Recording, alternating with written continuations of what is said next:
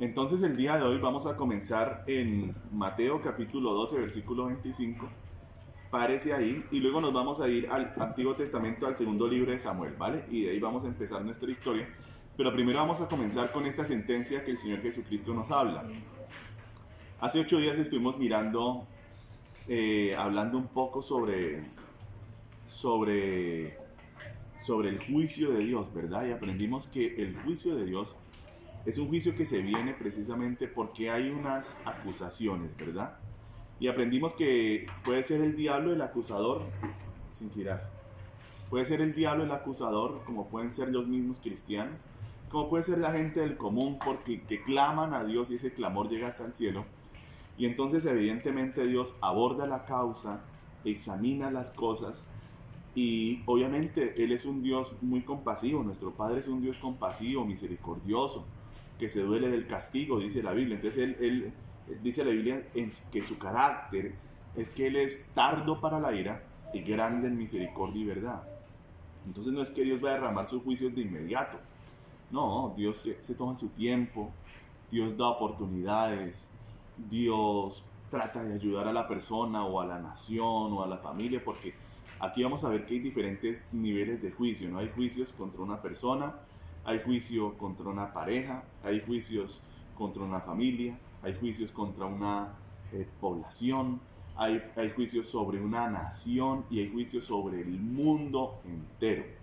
Pero los juicios de Dios pueden venir sobre cualquier parte, pero siempre serán verdaderos, justos y verdaderos. Él se toma su tiempo efectivamente, y aquí hoy vamos a mirar uno de los juicios y vamos a ver cuánto tiempo se tomó el Señor para mandarle la sentencia final, por decirlo así, a su siervo David, ¿vale? Y vamos a mirar qué fue lo que pasó con él y cómo Dios derrama un juicio que muchos desconocen, pero que yo he visto en mi vida. Y obviamente me ha dolido, me ha dado pesar ver la destrucción de familias, de personas, porque viene un juicio como este. Y es importante que ustedes aprendan cómo salir de los juicios, ¿no? Cómo poderse uno apartar si es que hay oportunidad, porque a veces el juicio de Dios o la sentencia que Dios da es perentoria. No hay manera de volver atrás, por eso lo mejor siempre será esquivar el juicio. Como pastor, por medio de la humildad, del arrepentimiento y de agachar uno la cabeza para reconocer su maldad, pedirle a Dios perdón y corregir el camino.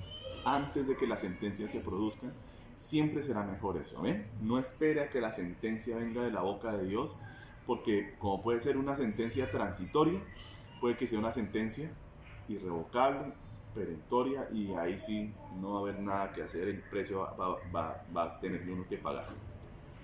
Entonces en Mateo 12:25, bueno, el título de hoy es el juicio de división. El juicio de división. Vamos a mirar el juicio de división. No quiere decir que siempre que hayan divisiones es por causa de un juicio de Dios. Vamos a estar mirando muy poquito eso y nos vamos a concentrar en esto que pasó con David y con su hijo Salomón. Mateo 12:25 dice lo siguiente: sabiendo Jesús los pensamientos de ellos, les dijo: todo reino dividido contra sí mismo es asolado, y toda ciudad, ojo con esto, todo reino habla, y luego dice, y toda ciudad o casa dividida contra sí misma no permanecerá. En otras palabras, una casa, un reino, una nación, una familia, una población que está dividida no va a poder, ¿cómo? Permanecer. Es un simple principio espiritual. Entonces, la división, hablando en términos generales, se puede producir por muchos factores, ¿verdad? A veces las iglesias, por ejemplo, entran en división porque vienen espíritus de confusión, porque se generan problemas delicados. A veces no es el juicio de Dios, a veces también es la obra satánica, ¿verdad? Está Satanás ahí metido en la iglesia generando divisiones. A veces hay divisiones en las iglesias por causa de la carne. La carne produce muchas divisiones, porque la carne es como llena de ira, la carne es llena de maldad, la carne está llena de prejuicios, de cosas inmundas, de cosas terribles que efectivamente traen problemas gravísimos en la vida. Pero en este caso que vamos a ver nosotros, viene la división como parte del juicio de Dios. Dios le da una sentencia a su siervo David que ha pecado. Y eso es otro punto que es muy importante de aprender. Nunca el pecado que nosotros cometemos nos afecta solamente a nosotros. Nunca. Siempre nuestro pecado va a afectar a la gente a nuestro alrededor. Y entre más eminencia tengamos, entre más sea nuestro cargo alto, entre más personas dependan de nosotros, nuestros pecados van a afectar de manera más grave a las personas. Por eso es tan importante, hermanos amados, que los pastores evitemos el juicio de Dios sobre nuestra vida. Porque al ser nosotros pastores, si nos ponemos a pecar, si nos ponemos a hacer maldades, y viene el juicio de Dios contra el pastor, hermano, el juicio de Dios va a cobijar toda la congregación, la va a dañar. Aquí vamos a mirar cómo el juicio que Dios envió sobre un solo hombre terminó afectando una nación entera. Una nación entera. Entonces, miremos, ¿vale? Acompáñenme ahora entonces al segundo libro de Samuel, capítulo 12, del versículo 7 al 15. Vamos a leer estos textos y les voy a dejar la primera tarea de lectura bíblica en la casa para después de la predicación, para que ustedes puedan entender bien las cosas. Yo igual les voy a hacer un pequeño resumen de lo que sucedió. Segundo libro de Samuel, capítulo 12, versículos 7 al 15. Entonces dijo Natán, el profeta, a David: tú eres aquel hombre. Así ha dicho Jehová. Aquí va el profeta, viene a ser algo así como el notificador de la sentencia que Dios le había dado a David. David ha pecado, David ha cometido un error gravísimo, uno tras otro ha cometido pecados pero gravísimos. Y todo este pecado obviamente llegó al conocimiento del Señor, entra en juicio, Dios le da un tiempo, no se arrepiente y finalmente Dios pronuncia la sentencia, un castigo contra David. La palabra juicio muchas veces lo podemos asimilar a algo parecido como castigo. Castigo y juicio son dos cosas similares, son dos cosas parecidas. En este caso, Dios le envía su juicio, su sentencia a David por medio de su profeta Natán. Y los profetas actúan muchas veces así, como personas que son notificadores, simples mensajeros que hablan lo que Dios ha dicho. Entonces, así ha dicho Jehová, Dios de Israel: yo te ungí por rey sobre Israel, y te libré de la mano de Saúl, y te di la casa de tu señor, y las mujeres de tu señor en tu seno. Además, te di la casa de Israel y de Judá, y si esto fuera poco, te habría añadido mucho más. ¿Por qué pues tuviste en poco la palabra de Jehová, haciendo lo malo delante de sus ojos? A Urías Eteo heriste a espada, y tomaste por mujer a su mujer, y a él lo mataste con la espada de los hijos de Amón, por lo cual ahora no se apartará jamás de tu casa la espada, por cuanto me menospreciaste, y tomaste la mujer de Urías Eteo para que fuese tu mujer. Así ha dicho Jehová: he aquí yo haré levantar el mal sobre ti de tu misma casa, y tomaré tus mujeres delante de tus ojos, y las daré a tu prójimo, el cual yacerá con tus mujeres a la vista del sol. Porque tú lo hiciste en secreto, mas yo haré esto delante de todo Israel, y a pleno sol. Entonces dijo David a Natán: pequé contra Jehová. Y Natán dijo a David: también Jehová ha remitido tu pecado, no morirás. O sea, la primera sentencia que había para David, la sentencia que él merecía, ¿era cuál? La muerte. Sin embargo, ahí vemos, y lo veremos en todos los juicios de Dios, siempre la misericordia de Dios interviniendo para como tratando de aminorar el golpe. En este caso, la sentencia contra David era ¿cuál? Muerte. ¿Por qué? Porque él mató a Urías. Él mató a Urias. Lo que David merecía era ser muerto. Dios debería haberlo matado. Sin embargo, no lo mató, sino que le está dando esta sentencia donde le dice: la espada no va a faltar en tu casa. Mas por cuanto con este asunto hiciste blasfemar a los enemigos de Jehová. Oh, con eso.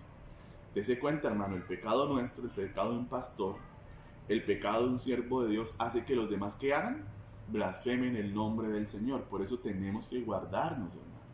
No ir a pecar contra Dios, porque todos van a tomar en burla la iglesia y al Señor y a las cosas de Dios. Ahora mire lo que dice Dios: mas por cuanto con este asunto hiciste blasfemar a los enemigos de Jehová, el hijo que te ha nacido ciertamente morirá. Y Natán se volvió a su casa, y Jehová, eso lo veremos después en otro juicio que podría ser el juicio de la enfermedad, porque hay unas doctrinas que se han metido hoy en día en el país que dicen que Dios no enferma a nadie, que eso es imposible, que porque el diablo es el inventor de la enfermedad y que él es el dueño de la enfermedad. Sin embargo, al leer la Biblia encontramos textos como estos, donde dice con claridad: y Jehová hirió al niño que la mujer de Urías había dado a David y enfermó gravemente. Entonces Dios sí puede traer un juicio de enfermedad sobre una persona. Y enfermó gravemente. Tarea para leer en la casa, leer todo el segundo libro de Samuel capítulo 12. Segundo libro de Samuel capítulo 12, tienen que leerlo todo para poder entender bien el texto. Y toca leer toda la historia de la rebelión de Absalón, que va desde el capítulo 13 hasta el capítulo 18. Entonces, tarea para leer en casa: leer desde el segundo libro de Samuel, capítulo 12, hasta el capítulo 18. Eso les queda tarea para poder entender esto. Sin embargo, les voy a hacer un resumen de toda esta situación. Bueno, aquí ¿qué está pasando? Resulta que un día David se quedó durmiendo hasta tarde. Y bueno, se levantó, hizo pereza. De ahí que aprenda usted que la pereza, como dicen por ahí, es la madre de todos los males y de todos los vicios, y es muy cierto. El hombre se quedó haciendo pereza, salió al terrado, y estando en el terrado de repente vio que una mujer se estaba bañando allá en su casa. Ella se estaba echando, yo me imagino, con su poncherita, su poco de agua, y estaba desnuda. Y David dijo: oiga, esa mujer está como bonita, ¿quién será? Hoy preguntó: oiga, ¿esa mujer quién es? Le dijeron: esa mujer es la esposa de Urías, tu amigo. Era la esposa de uno de los amigos de David. Era la esposa de uno de los hombres que habían dado con David en medio de la cueva de Adulam, que habían dado con él por los desiertos, que había estado con él cuando le tocó desterrarse a las tierras de los filisteos y hacer de cuenta que se había pasado hacia los bandos enemigos. Urías había estado con él cuando fue nombrado como rey en Hebrón de Judá. Y Urías había estado con él cuando había sido ungido como rey de todo Israel.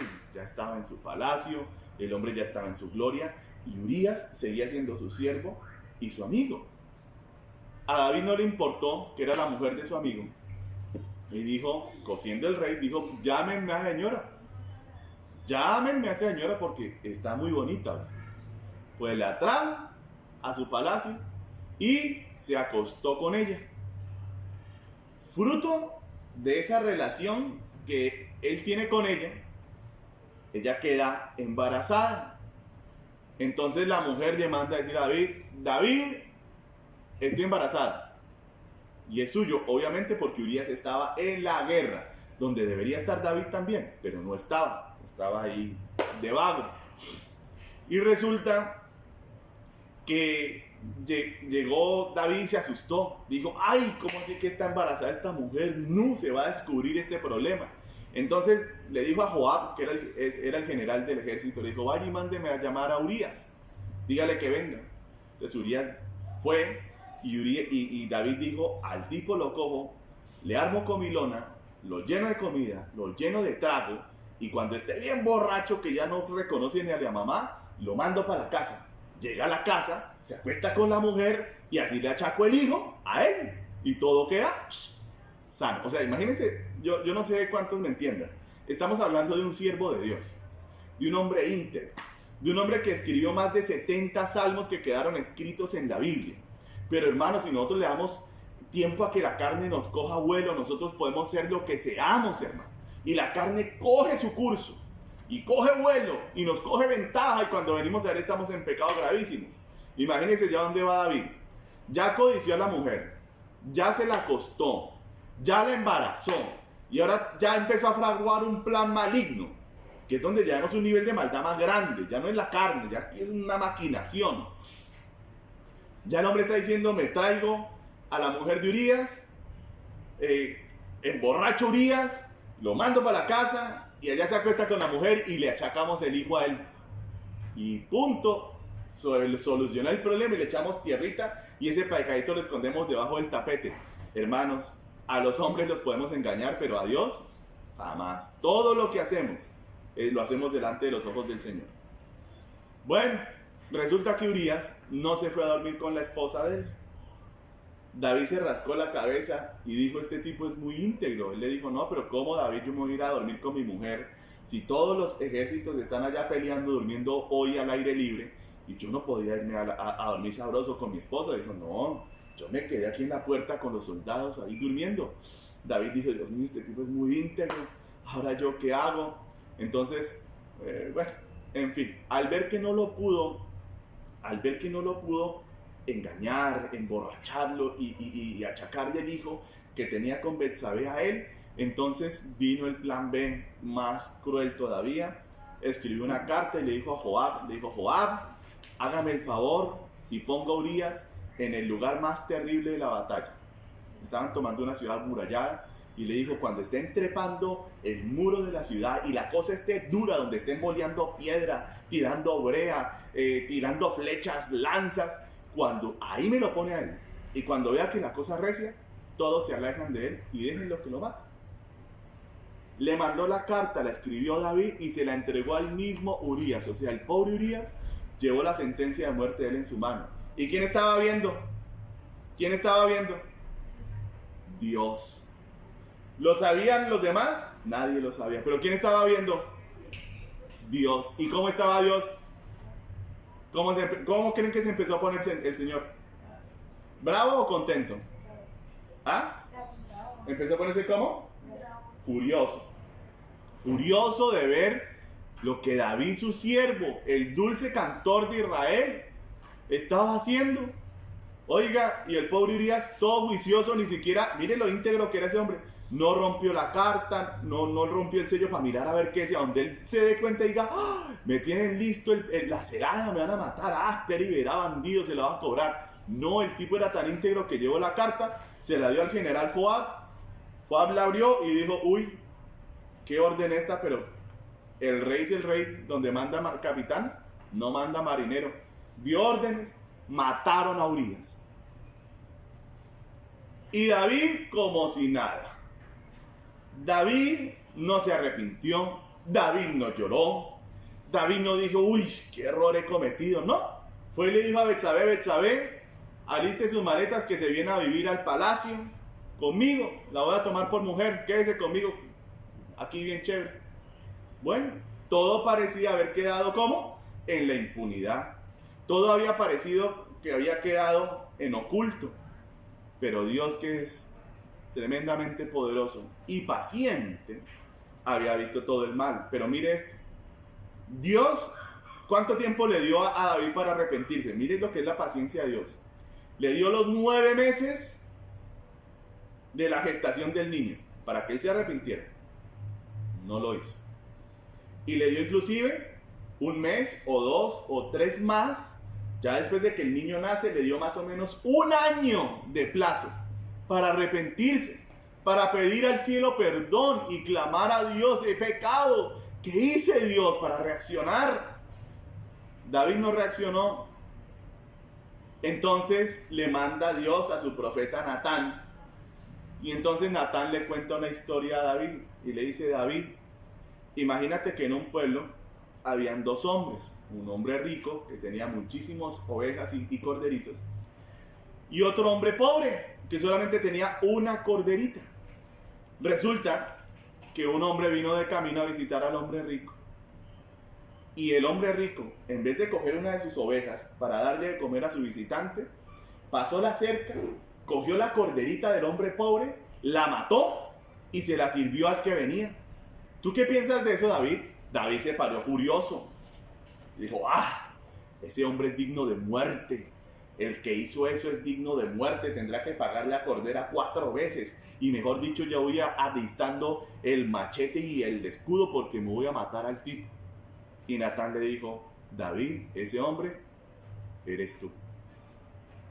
Tremendo, hermano. Y después de que todo esto sucede, viene la sentencia que acabamos de leer del Señor. Entonces Dios le dice básicamente, mira, David, van a pasar varias cosas.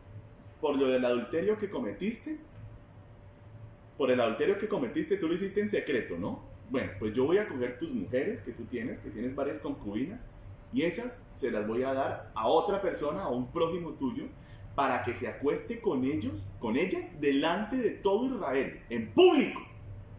Eso va por el adulterio. Segundo, me mataste Urías, entonces ahora no va a faltar la espada en tu casa, y de tu propia casa se va a levantar un enemigo contra ti.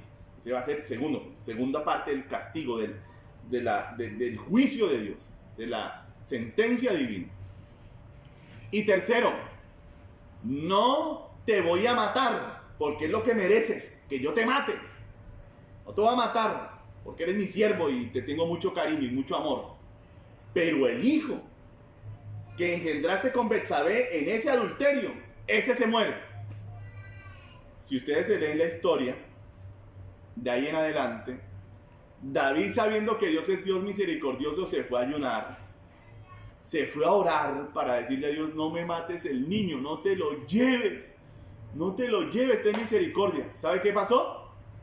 El niño se murió. O sea, era una sentencia irrevocable. Hermanos amados, por eso es mejor no jugar con Dios. ¿Para qué vamos a jugar? ¿Qué tal la sentencia sea bien dura, bien terrible, y no tengamos cómo echarla para atrás? Ya el tiempo para arrepentirse, para llorar, para gemir, había pasado. La sentencia estaba dada, ya lo había dado la sentencia el profeta, y no se echó para atrás. Ahora miremos este juicio de división, cómo se produjo. Si ustedes leen en el capítulo 13 del segundo libro de Reyes, ahí comienza un problema que hubo entre Amnón y Tamar, que era hermana de otro de los hijos del rey David, llamado Absalón. Entonces, Amnón viola a Tamar. Tamar sale deshonrada, sale desconsolada. Su hermano Absalón lo ve todo, y el hombre muy tranquilo, muy calmado, hace como que nada pasó, pero en su corazón puso matar a su hermano Amnón. Estamos hablando de dos príncipes hijos de David. Miren cómo se empieza a desarrollar el juicio de Dios. Yo quiero que ustedes entiendan que los juicios de Dios no son tan simples como una sentencia en la que yo pago un monto de dinero, una multa, hago una cosita allí y ya salí del cuento. No, los juicios de Dios, hermanos, tienen un desarrollo. Los juicios de Dios los vemos delante de nuestros ojos, cómo se van cogiendo forma, cómo se van desarrollando y cómo van teniendo unos resultados terribles, hermano, pero impresionantes.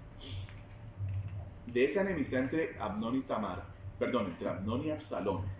Entonces termina con la muerte de Amnón.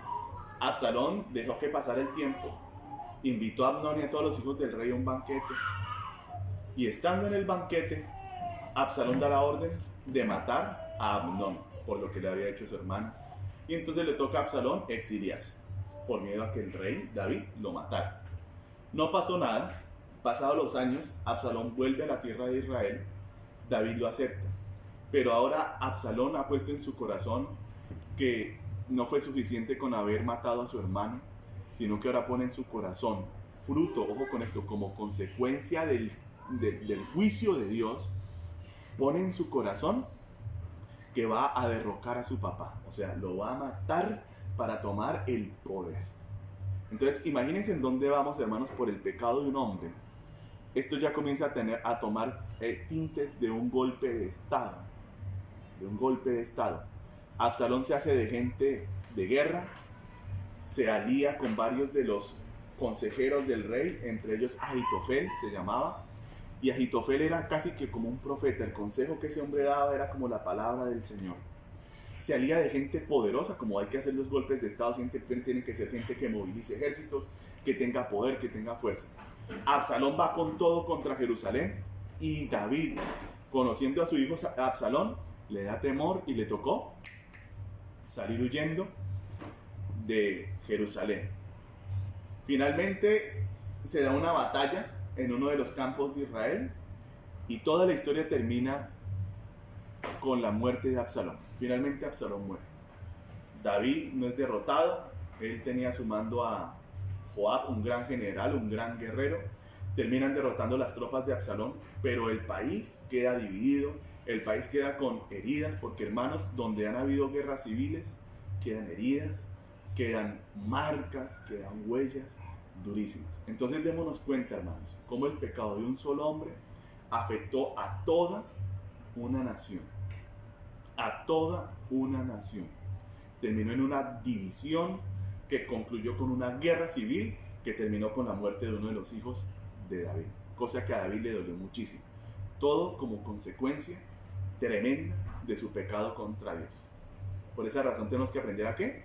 A temer a Dios. Bueno, pero no vamos a parar ahí. Quiero que miremos dónde termina esta historia y cómo el juicio de Dios de división se termina consolidando un par de generaciones más adelante, porque el hijo de David, muere David y casualmente no, precisamente surge Salomón. Salomón viene a ser el hijo de Betsabé, o sea, David se quedó con Betsabé, ese primer hijo fruto del adulterio muere, pero él tiene con Betsabé otros hijos. Y de en medio de esos hijos que tuvo con Betsabé nace Salomón. Salomón toma el reinado de Israel, un gran rey, empieza siendo un rey muy sabio, muy entendido. La nación tiene grandes esperanzas de prosperidad, de estar en tranquilidad, porque la paz, la prosperidad de una nación son cosas muy buenas para una nación, ¿ven? Pero resulta que don Salomón se comienza a torcer. Resulta que Salomón comienza a adorar a otros dioses. Entra otro pecado, no como el de David. ¿El pecado de David fue grave? Sí. Imagínense, adulterio, homicidio y todo tipo de tramas duras. Pero yo quiero que usted mire esto, cuán delicado es para Dios la idolatría, pecado de nuestra nación. A veces nosotros decimos, ay Señor, pero 200 años de derramamiento de sangre y no para el derramamiento de sangre. Yo le digo sí, pero así como no ha parado el derramamiento de sangre en Colombia, así como la guerra en este país no para, así como las bandas criminales no cesan, así tampoco ha cesado los 500 años, no, los miles de años de idolatría en nuestra nación. Y aquí le voy a mostrar, hermano, lo grave que es el pecado de la idolatría. Si la sentencia para David fue grave, mire la sentencia para Salomón. Acompáñenme al primer libro de Reyes, un poco más adelante donde este estaba, capítulo 11, del versículo 29 al 37.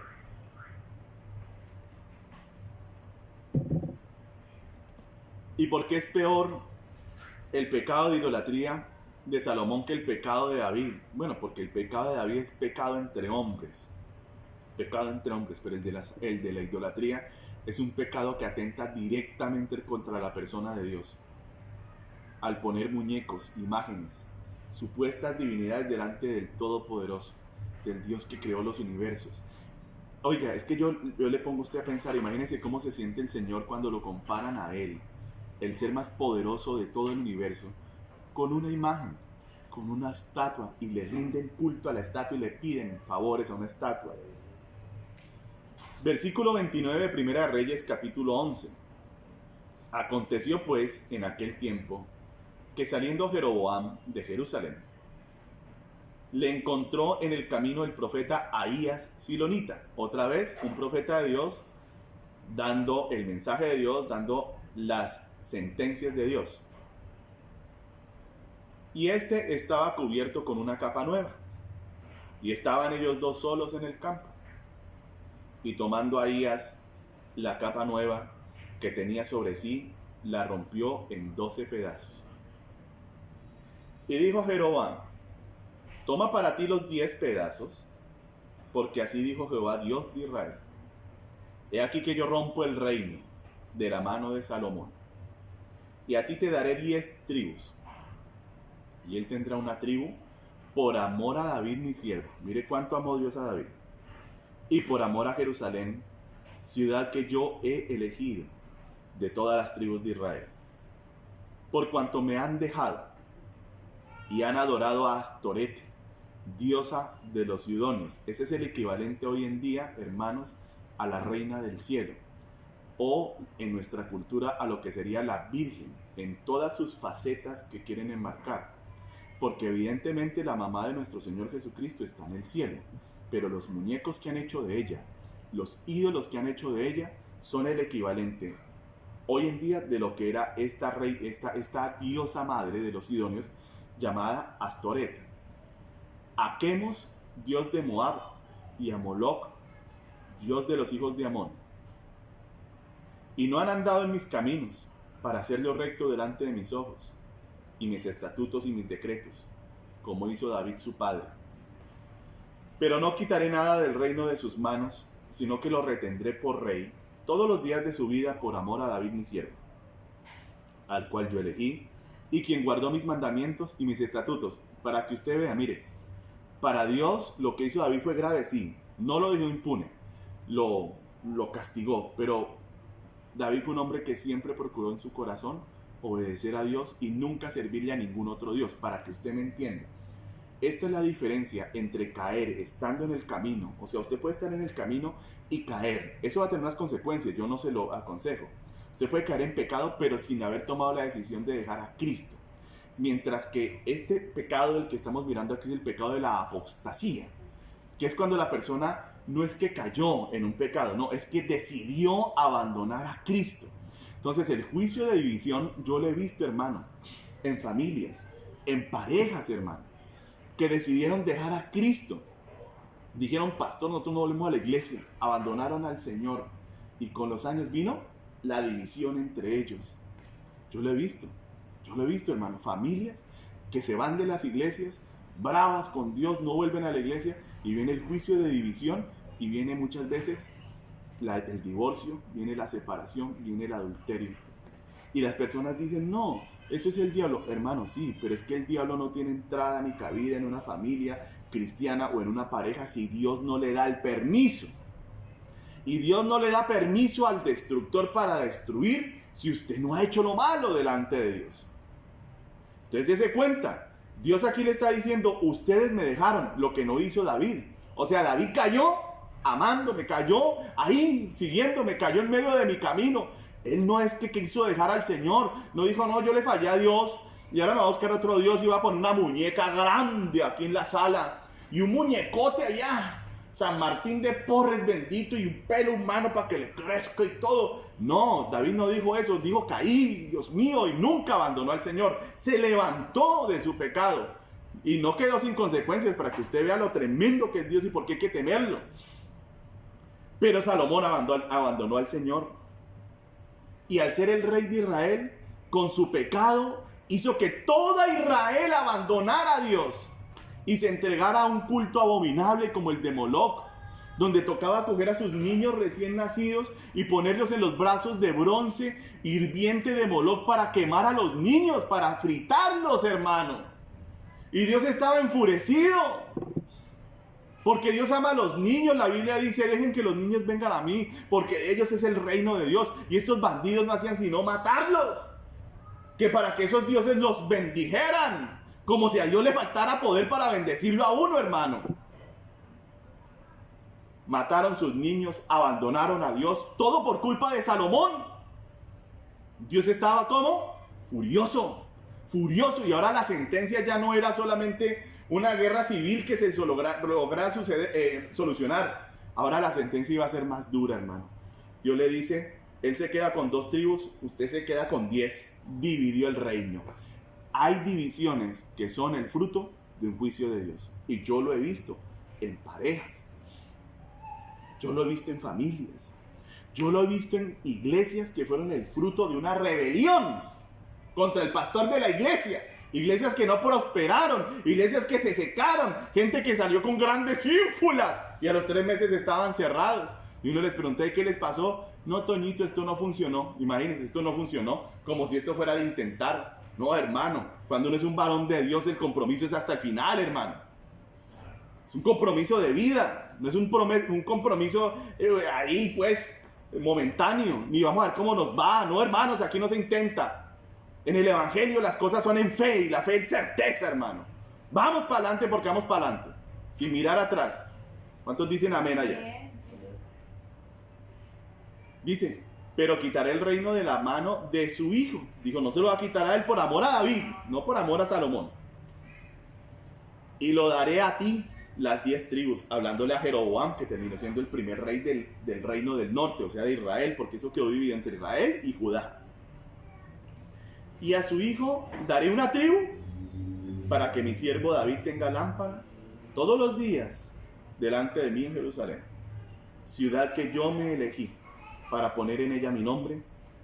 Yo pues te tomaré a ti, y tú reinarás en todas las cosas que deseare tu alma, y serás rey sobre Israel. La sentencia de Dios contra ya Israel, la nación entera, porque el pecado de David fue un pecado de él, pero el pecado ojo con esto, el pecado de Salomón fue un pecado que arrastró a la nación completa al pecado. Yo me pregunto, hermanos, ¿cómo verá el Señor la cantidad de sangre inocente que se derrama en las clínicas de aborto? ¿Será que si Dios juzgó a Canaán por matar a los niños, será que si Dios juzgó a Israel, el pueblo de él, que tiene pacto con él, si Dios los juzgó a ellos por derramar la sangre de los inocentes, será que nuestra generación va a escapar al juicio de Dios, hermano? Con la cantidad de ríos de sangre que las mujeres están derramando en las clínicas de abortos, hermano. ¿Usted cree que vamos a escapar de ese juicio? ¿Usted cree que a Dios no le vamos a volar? Yo le digo, no se equivoque, hermano. De Dios nadie se escapa. Tarea de lectura en la casa, primer libro de Reyes, capítulo 11, hasta el primer libro de Reyes, capítulo 12, versículo 24. Me va a leer del capítulo 11 al capítulo 12, 24, para que vea cómo se cumple la sentencia del Señor sobre Israel. Finalmente, en los días del hijo de Salomón, llamado Jeroboam, el reino se rompe, y efectivamente 10 de las tribus se fueron con Jeroboam, y solamente una tribu quedó con el rey Roboam. Quedó la nación dividida, y de ahí en adelante, si usted sigue leyendo, verá el ocaso de la monarquía israelita hasta llegar a su fin con la deportación a Babilonia. Amén. Se los voy a volver a repetir porque me lo están preguntando. Primer libro de Reyes, capítulo 11, hasta el capítulo 12, versículo 24. Léanse esos textos y quedarán bien contextualizados en lo que es el juicio de Dios. Para terminar, amados hermanos, no todos los juicios de división que Dios hace, por ejemplo, en las iglesias son para mal. Hay personas que deciden dejar al Señor y se largan de la iglesia. Y yo no vuelvo por acá, y yo no hago, y aquí, hermano, Dios mío, la gente yo pienso que son como ateos, realmente, no creen que Dios exista. Pero hermano, cuando el juicio de división se viene, el hombre no puede ni mirar a la mujer, la ve horrible, le parece una abominación, le parece una cosa más horrible, no la soporta. ¿Por qué? Porque el juicio de Dios cayó sobre esa familia, sobre esa casa, sobre su lugar. Y ahora hay una división puesta por Dios, que es lo grave. A veces viene el juicio de división sobre las iglesias. Sí, hay un tipo de juicio sobre la iglesia, que es cuando Dios pone las cosas en su lugar. Cuando Dios le dice aquí a la derecha las ovejas y a la izquierda las cabras. Cuando Dios toma una congregación y la depura. Y por amor a los verdaderos hijos de Dios en esa iglesia, Dios saca a los perros. Y ojo con esto, y le da oportunidad a los que son perros de que se conviertan en ovejas. Porque hay más de uno, hermano, que está metido en la iglesia, pero no es un hijo de Dios, no lee Biblia, no ama a Dios, no ora, y no está sino haciendo daño adentro de la iglesia, hermano. Obviamente la invitación del Señor siempre será ¿qué? Al arrepentimiento, para no esperar a que el juicio de Dios se derrame sobre nuestras familias, sobre nuestra vida, sobre nuestras congregaciones o sobre nuestras naciones. Amén. Así que bueno, ese era el tema de hoy, el juicio de división. Espero, hermano, que todo esto le enseñe a usted como me enseña a mí, a temer a Dios, a no tentarlo, a no pecar contra Él, y muchísimo menos a en nuestro pecado llevarnos a otros por delante para que pequen con nosotros, porque ya eso hace que las cosas sean muy graves. Amén. Bueno, vamos a orar y vamos a pedirle al Señor que traiga más bien ¿qué? Unidad a la iglesia. Y que los que no son verdaderos hermanos y están en la iglesia haciendo daño, que el Señor los saque. Amén. ¿Cuántos dicen amén? Amén. Póngase de acuerdo conmigo y vamos a orar por eso. Amado Padre Celestial, hemos aprendido uno de tus juicios, que es el juicio de división. Tremendo juicio, terrible, porque tú has dicho que una casa, una nación, una ciudad que está dividida no puede permanecer. Hoy te pedimos que sobre mi amado Jesús derrames unidad, Señor.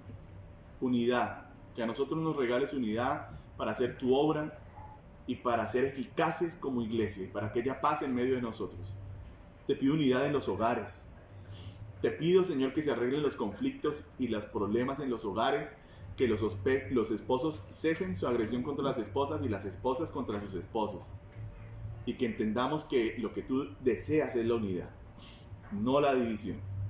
Pero también te pido, y como siervo tuyo, Padre, que todo aquel que está en medio de nuestras congregaciones queriendo hacer daño, que no es un verdadero hermano, sino que es un hipócrita que se pone caretas para sonreír, lleno de modales e hipocresía, yo te pido, sácalo, Señor, porque no queremos eso en nuestras iglesias. Queremos verdaderos hijos de Dios, así sean pequeñitos, pero que sean verdaderos. No queremos más gente, Señor, haciendo daño en medio de nuestras congregaciones, sino gente que te ame y que te sirva y que no atraiga el juicio de Dios sobre nuestras vidas, Señor. En el nombre de Jesús, te amamos mucho, Señor, y quedamos en tu presencia. Te pido que bendigas a tu pueblo y que lo guardes en esta noche y que nos lleves a nuestros aposentos con tranquilidad, con calma y tengamos una noche en tu presencia. En el nombre de Jesús. Amén y amén. Amén.